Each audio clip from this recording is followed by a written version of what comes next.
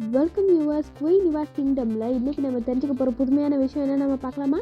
It's a very easy craft using with a paper for craft beginners. என்னோட students origami competition attend பண்ணும்போது எடுத்த shorts தான் இது. Topic என்னன்னு பார்த்தீங்கன்னா மை கார்டன். இதில் ஃபஸ்ட் ப்ரைஸும் வின் பண்ணியிருக்காங்க. ஸோ ஆரிகாமி உங்களோட ஸ்கூல் லைஃப்பில் காம்படிஷன்ஸில் வின் பண்ணுறதுக்கு ரொம்ப ஹெல்ப்ஃபுல்லாக இருக்கும் ஸ்டூடெண்ட்ஸ். ஸோ என்னோட சேனலை தொடர்ந்து பார்த்து ஆரிகாமியை கற்றுக்கோங்க.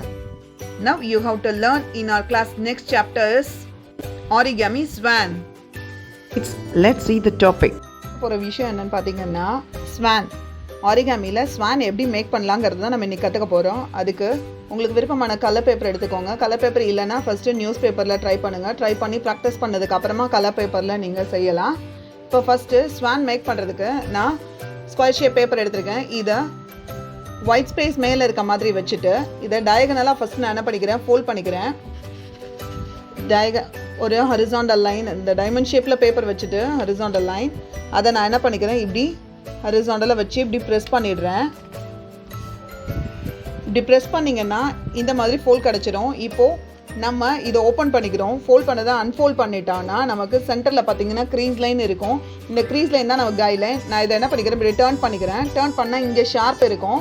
இந்த கார்னரை நான் சென்டரில் கொண்டு போகிறேன். நான் இப்போ என்ன பண்ணுறேன், சென்டரில் கொண்டு போகும்போது இந்த டயகனல் இந்த கார்னர் லைன் ஃபோல் எட்ஜ் இருக்கு இல்லையா, இந்த எட்ஜை சென்டர் லைனில் கொண்டு வந்து வச்சு இந்த கார்னர் நல்லா ஷார்ப்பாக இருக்கணும். ஷார்ப்பாக வச்சுக்கிறேன். ஷார்ப்பாக வச்சுட்டு இப்படி நல்லா டைட்டாக ப்ரெஸ் பண்ணிவிடுங்க. அதே மாதிரி இந்த சைடு கார்னரையும் நான் என்ன பண்ணுறேன், ஃபோல்ட் பண்ணி இப்படி கொண்டு வர்றேன். சென்டரில் கொண்டு வந்து வச்சு இப்படி நல்லா டைட்டாக ப்ரெஸ் பண்ணிக்கோங்க. நல்லா டைட்டாக ப்ரெஸ் பண்ணிங்க அப்படின்னா உங்களுக்கு இந்த மாதிரி ஃபோல்டு கிடச்சிரும். ஃபோல்ட் கிடச்சதுக்கப்புறமா நெக்ஸ்ட் ஸ்டெப் என்ன பண்ணணும் அப்படின்னா, இப்போ இந்த ஃபோல்ட் பண்ணியிருக்கோம் இல்லையா, இந்த கலர் பார்ட் வெளியில் தெரியுது. இதை என்ன பண்ணுறேன், இதில் ஒரு ஃப்ளாப் மட்டும் எடுத்து இதை இந்த டயகனல் லைனுக்கு இப்படி மேட்ச் பண்ணுறேன். இப்படி மேட்ச் பண்ணும்போது பார்த்தீங்கன்னா இங்கே ஷார்ப்பாக தான் இருக்கணும். ஷார்ப்பாக வச்சுட்டு இப்படி ஃபோல்ட் பண்ணுங்கள். அப்போ உங்களுக்கு இந்த மாதிரி கிடச்சிரும்.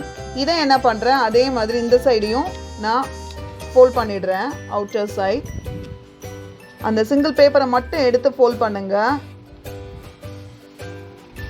இங்கே ஷார்ப்பாக இருக்கணும். அப்படின்னா தான் உங்களுக்கு டிசைன் வந்து கிடைக்கும். இப்படி நீங்கள் ஃபோல்ட் பண்ணிட்டீங்கன்னா உங்களுக்கு இது கிடச்சிரும். இப்போது இந்த ஃபோல்டை நான் என்ன பண்ணுறேன் அப்படின்னா மவுண்டைன் ஃபோல்டாக வெளியில் கொண்டு வரணும். இதை நான் திருப்பிக்கிறேன். நான் திருப்பிட்டு இதை வந்து எந்த அளவுக்கு நம்ம ஃபோல்ட் பண்ணியிருக்கோமோ இந்த ஃபோல்டு இருக்கு இல்லையா, இந்த ஃபோல்டை டோட்டலாக ரெண்டு ஃப்ளாப்பையும் எடுத்துக்கிறேன். எடுத்து சென்டருக்கு நான் இப்படி கொண்டு வந்து வச்சிடுறேன். சென்டரில் இப்படி வச்சிட்டிங்கன்னா உங்களுக்கு ஈஸியாக இருக்கும். சென்டர் லைனுக்கு இங்கே ஷார்ப்பாக இருக்கணும். அதே மாதிரி இந்த சைடையும் என்ன பண்ணுறேன், இந்த ரெண்டு ஃப்ளாப் இருக்கு இல்லையா, அந்த ரெண்டு ஃப்ளாப்பையும் ஒன்றா சேர்த்து இங்கே ஷார்ப்பாக வச்சுக்கோங்க. இங்கே ஷார்ப்பாக வச்சு சென்டர் லைனில் வச்சு நல்லா டைட்டாக ப்ரெஸ் பண்ணிட்டீங்கன்னா உங்களுக்கு இப்போது இந்த மாதிரி ஷேப்பில் இருக்கும். இந்த ஷேப்பை நெக்ஸ்ட் ஸ்டெப்புக்கு எப்படி எடுத்துகிட்டு போகணுன்னா, இதை மவுண்டைன் ஃபோல்ட் பண்ண போகிறேன். மவுண்டைன் ஃபோல்ட்னா இந்த மாதிரி இப்படி ஃபோல்ட் பண்ணிங்க அப்படின்னா இப்படி இந்த டிசைனில் இப்படி கிடைக்கும். இந்த மாதிரி இருக்கும். இந்த ஃபோல்டு தான். இப்படி ஃபோல்ட் பண்ணதுக்கப்புறம் நெக்ஸ்ட் ஸ்டெப் பார்த்தீங்கன்னா நான் இந்த மாதிரி வச்சுருக்கேன். இப்படி வச்சுட்டு இதை நெக் பார்ட் கொண்டு வரணுங்கிறதுக்காக ஸ்வானோட இந்த இடத்துல டயகனல் லைன், இங்கே டயகனல் லைன் வர்ற மாதிரி நான் இப்படி ஃபோல்ட் பண்ணுறேன். இப்படி ஃபோல்ட் பண்ணும்போது இது நல்லா ஸ்ட்ரைட் லைனாக இருக்கணும். ஸ்ட்ரைட் லைனாக இருக்கணும். இது டயகனலாக இருக்கணும். இப்போது இது பார்த்தீங்கன்னா உங்களுக்கு பெர்பெண்டிகுலராக இருக்கும். இப்படி ஃபோல்ட் பண்ணதுக்கப்புறமா இதே ஃபோல்டு அந்த ஃபோல்டு அப்படியே மவுண்டைன் ஃபோல்டு அதே ஃபோல்டில் இந்த சைடு ஃபோல்ட் ஆகுதான்னு செக் பண்ணிக்கோங்க. அப்போது இந்த சைடும் ஃபோல்ட் ஆகணும், அந்த ஃபோல்டு இந்த சைட்லேயும் ஃபோல்ட் ஆகணும். ஃபோல்ட் ஆனதுக்கப்புறம் இப்போ நான் என்ன பண்ணுறேன், இது கலர் பார்ட்டு, இது ஒயிட் பார்ட்டு. நான் அந்த ஒயிட் பார்ட்டில் இப்படி ஓப்பன் பண்ணிக்கிறேன். சென்டர் பார்ட்டு எதுன்னு பார்த்து இப்படி வச்சுட்டு இந்த ஃபோல்டு உள்ளே போகிற மாதிரி இது இப்படி உள்ளே வரணும். அதே மாதிரி இந்த சைடு இருக்கிறதும் இப்படி உள்ளே வரணும். இப்படி உள்ளே வந்துச்சுன்னா இப்போ ஸ்வானோட நெக் இப்படி கீழே வச்சிங்கன்னா ஸ்வானோட நெக் இப்படி மேலே இருக்க மாதிரி இருக்கும்.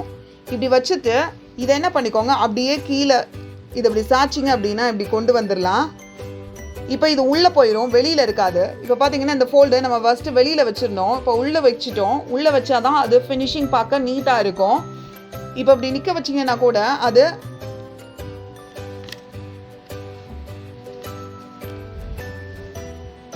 நிற்க வச்சிங்கனாலும் வந்துட்டு இந்த மாதிரி நிற்கணும் அப்படின்னா உங்களுக்கு அந்த ஃபோல்டு உள்ளே இருந்தால் தான் வந்துட்டு அது சரியாக இருக்கும். இப்போது நெக்ஸ்ட்டு நெக்கு இங்கேருந்து நெக்கு கொண்டு வந்தாச்சு. இப்போ ஹெட்டோட இதை நான் என்ன பண்ணுறேன், ஃபோல்ட் பண்ணுறேன். ஹெட்டுக்கு நான் இதிலேருந்து கொஞ்சம் தான் நான் இப்படி டயகனலாக இங்கேருந்து இப்படி டயகனலாக ஃபோல்ட் பண்ணிக்கிறேன். இப்படி ஃபோல்ட் பண்ணும்போது அதே மாதிரி இந்த இதை அன்ஃபோல்டு பண்ணிவிட்டு இந்த க்ரீஸ் இருக்குல்லையே அந்த க்ரீஸ் ஃபோல்டுலேயே என்ன பண்ணணும், அந்த அடுத்த சைடும் ஃபோல்டு பண்ண முடியுதான்னு பார்த்து இப்படி 2 சைடையும் ஃபோல்ட் பண்ணி கம்ஃபர்ட்டாக வச்சுக்கோங்க. வச்சுட்டு அதே மாதிரி சென்டரை ஓப்பன் பண்ணிக்கோங்க. இதை ஓப்பன் பண்ணி நீங்கள் என்ன பண்ணிக்கோங்க,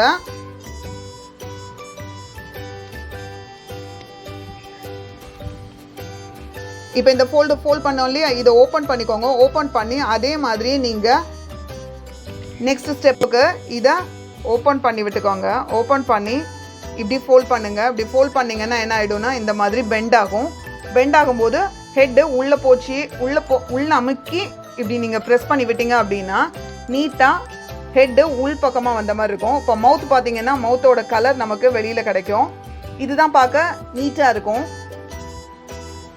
ஸ்வானுக்கு. நெக்ஸ்ட்டு இதோ இன்னொரு ஃபோல்டு நீங்கள் பண்ணினீங்க அப்படின்னா இன்னும் கொஞ்சம் அழகாக இருக்கும். ஹெட்டு பெண்ட் ஆகி இருக்க மாதிரி இருக்கும்.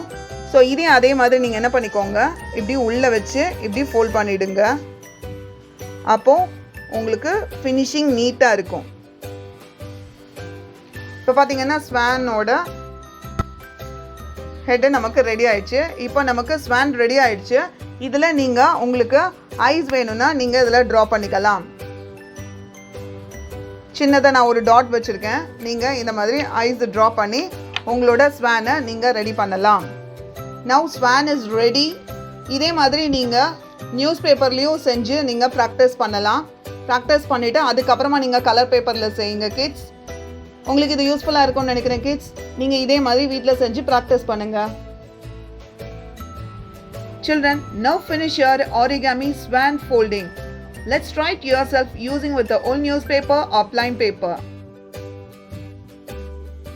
வீடியோவில் ஏதாவது டவுட் இருந்தால் கமெண்ட் பாக்ஸில் டைப் பண்ணுங்கள். பிடிச்சிருந்தா லைக் பண்ணுங்கள், கண்டினியூ பண்ண சப்ஸ்கிரைப் பண்ணுங்கள். Thanks for watching viewers. See you on next video.